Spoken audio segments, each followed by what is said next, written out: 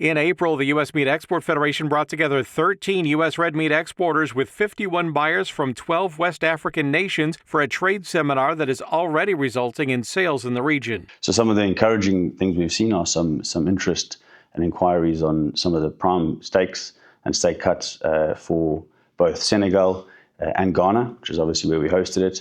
And then on the variety meat side, we anticipate some growth in both Côte d'Ivoire and Gabon.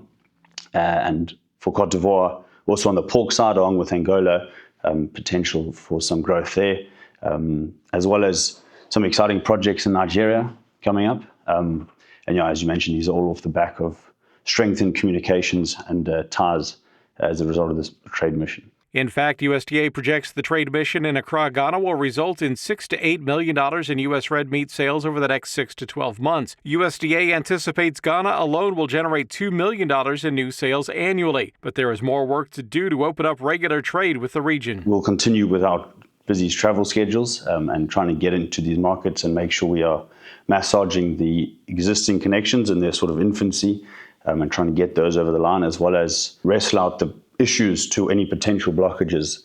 A lot of the right people were in the room and that connections were made, but we know when you get back and the rubber meets the road, it's not always smooth sailing. As U.S. red meat begins to move into West Africa, USMEF will work with retailers, restaurants, and importers to promote the product to consumers. So as I mentioned, some of those, the potential for steak in Senegal or Ghana, will definitely be, as soon as those inquiries become firm and there's some product on the ground, we'll be there in full force looking to promote and help make sure that product moves and spread the US meat gospel. The hope for this mission was always, whether things happen immediately after or not, we believe that the time is coming close where things will be favorable. So we've laid the foundations and try to get as much of those connections started as possible. For more about the U.S. Meat Export Federation and our work across Africa and around the world, please visit usmef.org.